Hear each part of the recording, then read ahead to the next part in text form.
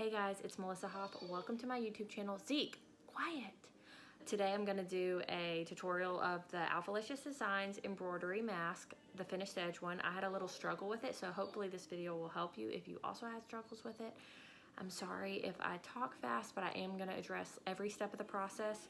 My child is sleeping, so I kind of have to do this quick during this time. But I promise if you follow all these steps, you won't have any issues. So I'm just gonna hop right in. I used the pattern for the next size up. Even though my machine is a 5x7, I used the pattern for the next size up, which I think is, I don't know, 9x11. For the front, which is the main fabric you have here, you need one piece that's a 9x9. For the sides, these two pieces, you want two 4x4s. This is approximately like 3 inches, so that gives you an allowance of a finished seam. You just fold it on each side there. So you need two 4x4 pieces in your second fabric, which I have here. And then for the back, this has a hole, so they can use it as a mask cover if they want, or they can put a filtration piece in there. I did two 5x9s. So in one fabric, you're gonna have two 5x9s and two 4x4s. And then in the very front fabric, you're gonna have one 9x9. I turn the fabric to the wrong side. Here's the right side down, two 4x4s. I have this here just so I have an idea. Like I said, this is about 3 inches and these are 4x4s. So I am just gonna line this up and see about where I need to fold it. And I'm gonna press. And if it's not perfect, honestly, that's okay.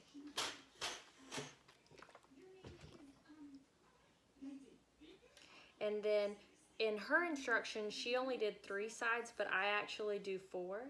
So I'm gonna just fold it a little bit down this way. At this point, I have done so many, I can pretty much eye it.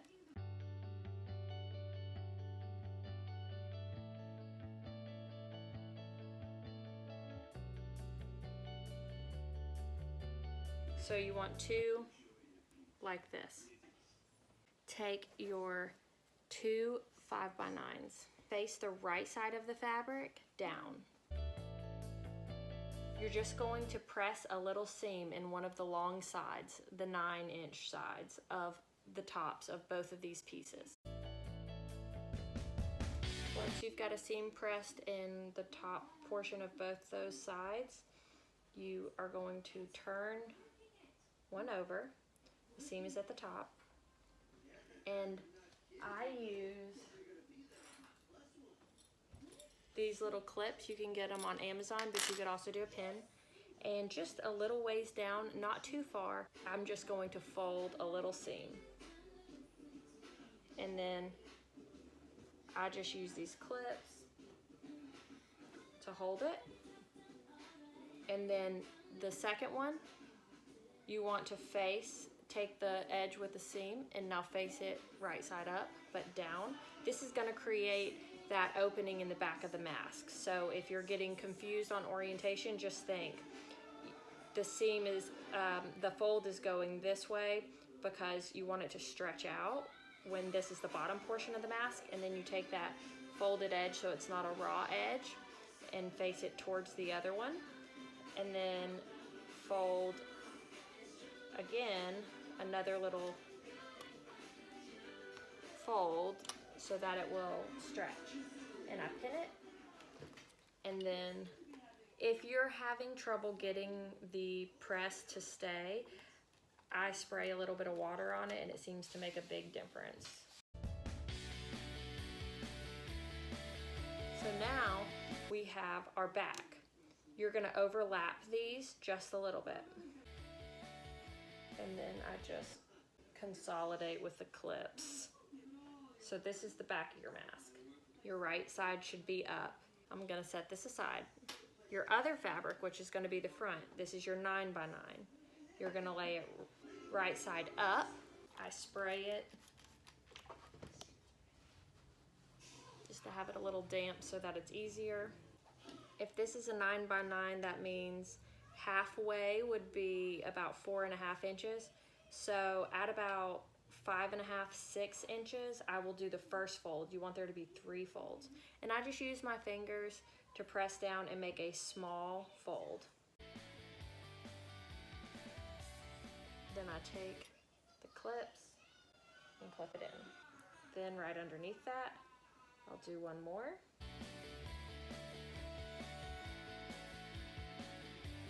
And then underneath that, one more.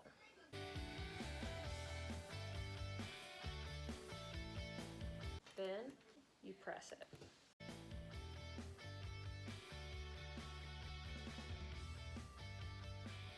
So there's your front.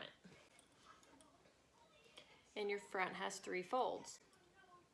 The next thing I'm gonna do is take my front and turn it right side down, and then take the back portion. It doesn't matter which way you orient this. And I'm going to lay it over. The only thing I need to be careful of is making sure that the pleats are about in the same spot, centered the same. Because when you look at this, you don't want your pleats to be too high or too low for either one. Otherwise, it'll run up here and it won't work like you want it to. So I just make sure those are basically in line, and then I consolidate the clips. You can flip it over, so this is your back, and then this is your front with your pleats. So you have this, and you have 2 4x4s that are folded 1/4 inch on each side. The only other thing that I do is I take scissors and I cut these corners. Now, she didn't do that in her video, but I have found that if you don't, they seem to stick out, and it just gives more of an unfinished look. So I just cut those corners so that it looks like this. And you have everything you need for your mask. Hoop just stabilizer. And this is the stabilizer that I use. Stiffy, Sulky, Crisp Firm Tearaway Stabilizer. I honestly use this for everything. Then put it on your machine. On your machine, it lists 1 of 14 steps. So I'm gonna talk you through each step and when to do what. I have my machine hoop just a stabilizer and the thread that I want. You're gonna go ahead and do step 1. This is going to give you an outline for the size of the mask.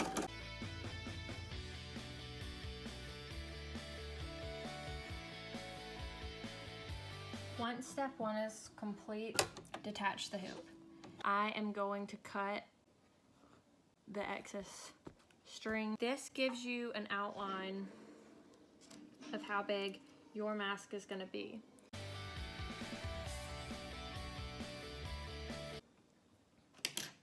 So step 1 done.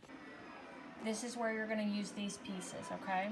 Take your first piece, and the line that you have across here, which it's hard to see there, but if not this line, but this line, you want your edge to be right in front of that line.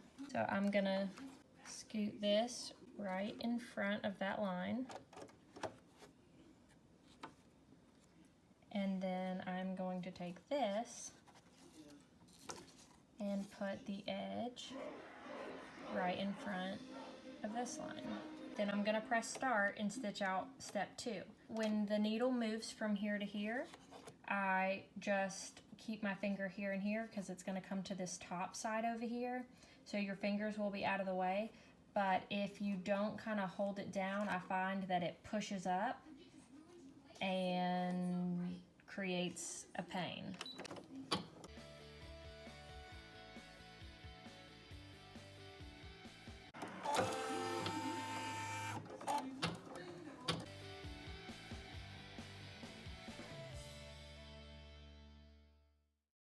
Step 3 and step 4 are the same thing, and there's one more after it that is the same as well. So I'm gonna hit start and run through step 3.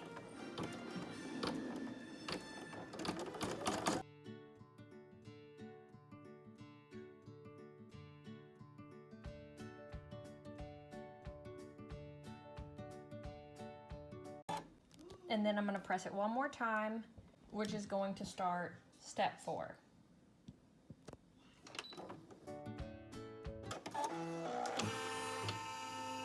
You look, step 5 is going to be the same stitch out, but you're not going to do that yet. At this point, you want to lift your foot and take your hoop off. Flip the thread in between there and on the back. So you have this.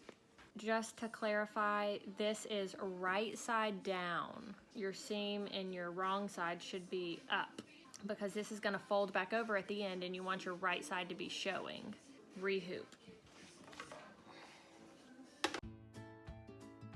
This is where you take your next part, which this is the front and the seams are folded downward, and then this is the back, which is 2 pieces with seams facing each other layered so that there's an opening. You want to put your front of your mask up, and there is a curve in the mask, and that needs to be the top. So look at that when you're arranging your fabric, that the top, and then you want the folds to be that way. Here's what you need to pay attention to on this part. Where the curve is at the top, you need to have a little bit of fabric above that because the back fabric will come down to create a lip. You'll need the same thing at the bottom. You need enough fabric, the back fabric, that it could fold over just for a small lip. I think it looks about like a 1/4 inch. The other thing is these seams that you have, which you also have seams on the back here. When you feel the thickness, you want to find where the edge of all your thickness is. So where your seams end and start, you want to make sure that that is within this range. Otherwise, they will cut off up here and down here, and it just won't function properly. So I'm going to center those and center these down here. Put down the foot. This is step 5, which is going to be a line here and another line here. I'm going to press start, but right before it gets to the end, I'm going to stop it.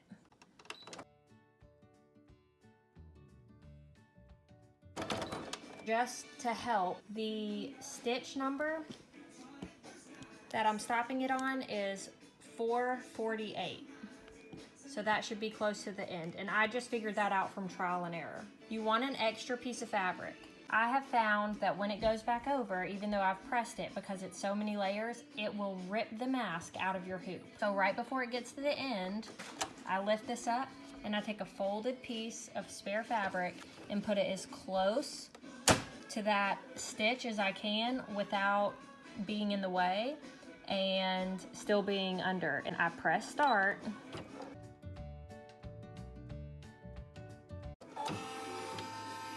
And it'll move.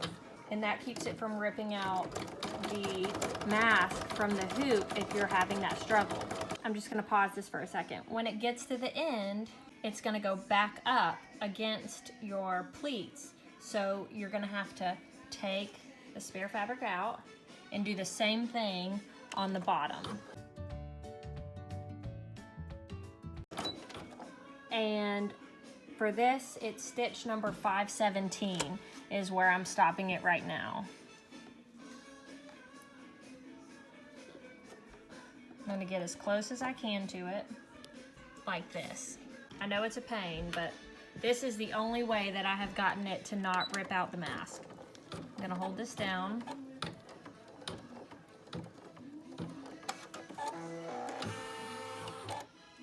I'm gonna lift up the foot and remove the extra piece. 6 of 14.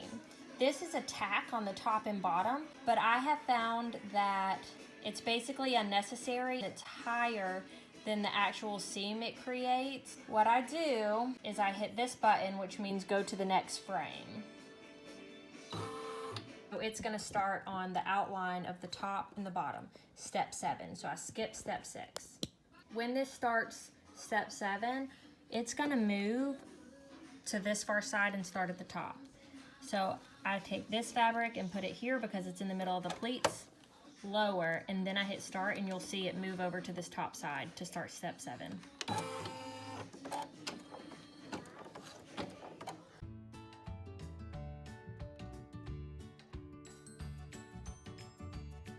It will do the top, and then it's gonna move to the bottom, but you don't need to use your spare fabric because it's going over the pleats, not against them.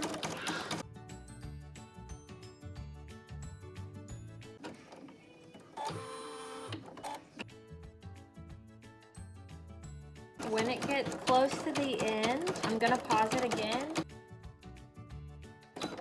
I'm pausing it at stitch 833, and I'm gonna put this fabric under it again because it's gonna, the next step, it shows on my screen, the next step is gonna be the top, and I don't want it to rip out my mask from the hoop. So I'm gonna do this.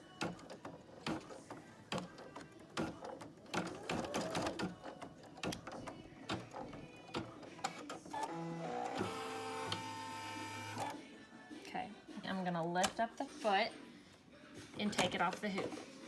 I'm taking off these clips. We just finished step 8. I'm going to cut the thread that's sticking up, and then I'm gonna do the same thing on the back. The next thing, I'm going to lift up these corners and be sure not to cut any part of what's gonna be that side piece. Take the scissors and lay it on top of that, but at the corner, and I'm just gonna cut like that. And then I'm gonna do the same thing at this corner, and I do it at an angle so I make sure I have enough fabric. We're preparing to create the little flap over. Do it at these two corners.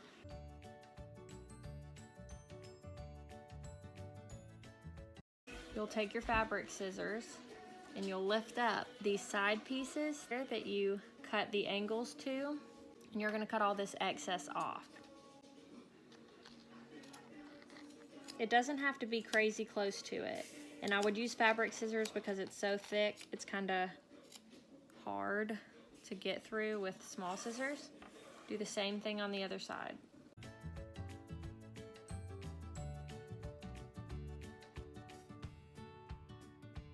Then I take little curved scissors and I'm lifting the top fabric and leaving the bottom fabric, which is face down.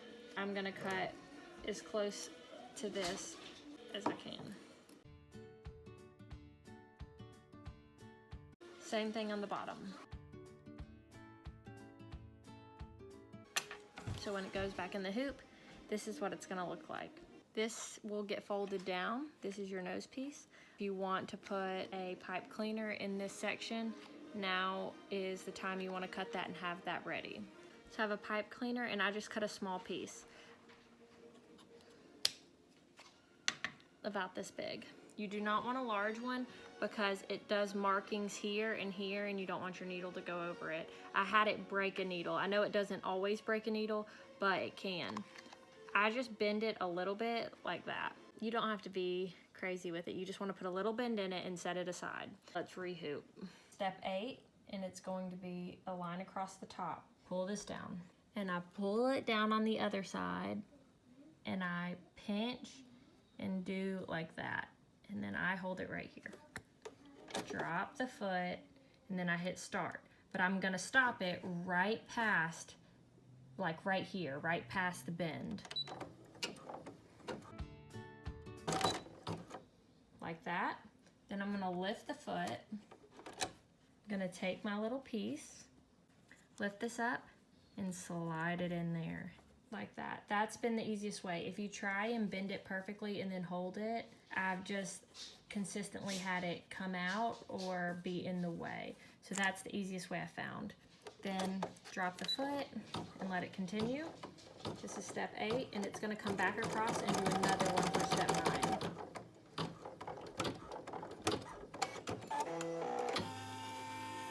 So this is step 9. Lower the foot and just let it do the same thing. I'm gonna move to the bottom for step 10. Okay. I lift the foot, fold this back this way, and if you can see, even though I had all this coming out, I'm glad I did because it probably would have been too short if I hadn't. I'm gonna drop the foot. This is for step 10, and then I'm just gonna hit start, and I'm gonna kind of hold this in place. I'm gonna go right back over to do the exact same thing again.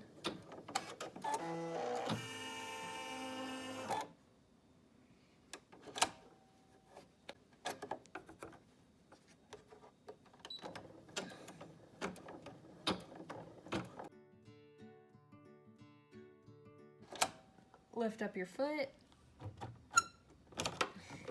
and take it off. Cut this excess fabric off and any thread.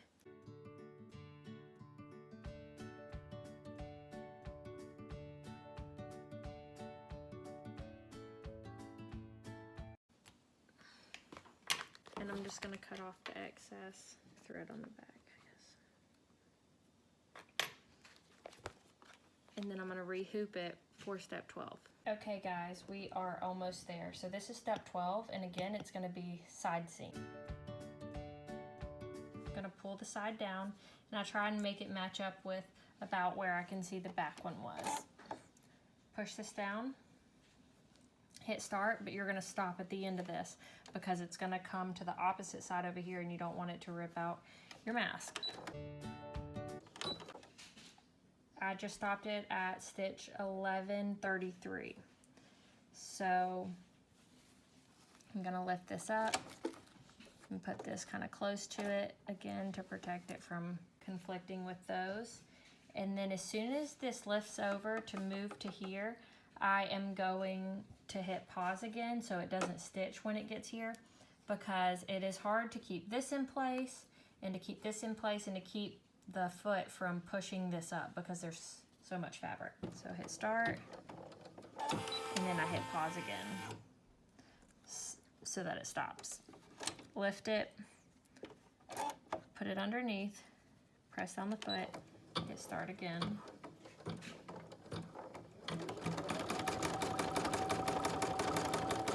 And then stop right at the end, which for me, I stopped it at 1163 then. I'm gonna lift it up, move this to this side, because it's gonna go back across to the top of the other side.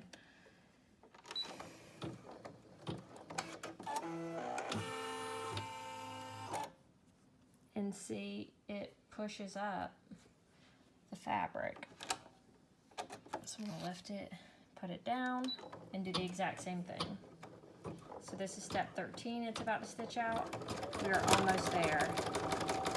I'm gonna pause it right towards the end, which is 1193. Lift up. Put the spare fabric underneath.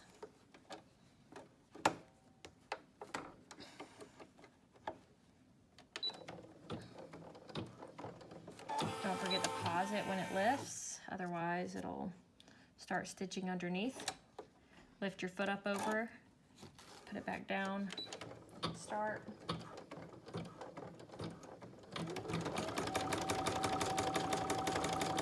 And then here you don't have to pause it because it's gonna come back up to the top for the last step, but it doesn't go over those pleats. So I'm gonna lift it and cut all the extra thread off one more time before it does the last stitch. Cutting extra thread off, front and back. I'm gonna put it back on and we're gonna start the last step.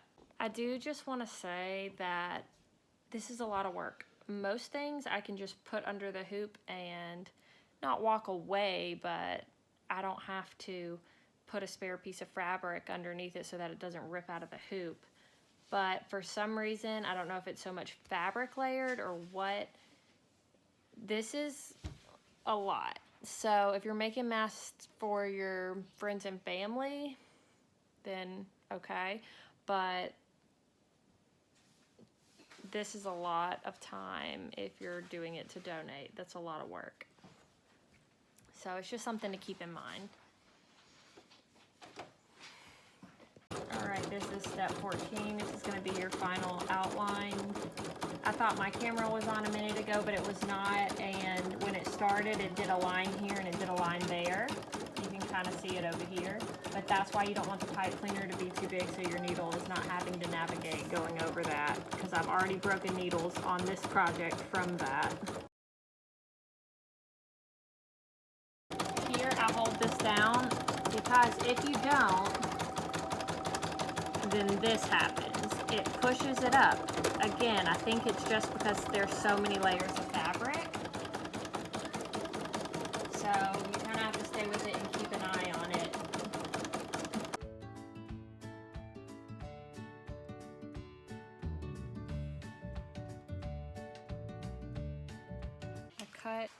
last two little pieces of fabric, or not fabric, I'm sorry, thread off. Now pop it out of the hoop. I just take it right here and I rip it towards the mask. Now you see, this is your very first thing that stitched out that gave you an idea of the size. I rip it almost to there, and then I take my scissors, because that is not a tad. I just want you to be able to see, let's see.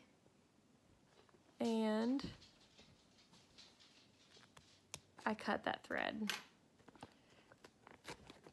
And you can see it's on there. And then I tear.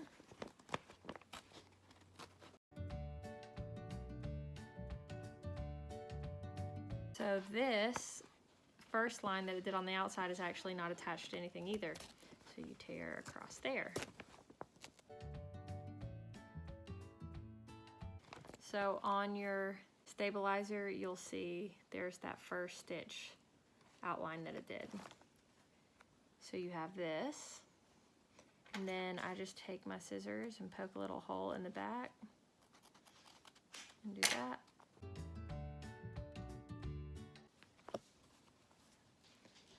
Now, because we've positioned these right, you have your opening.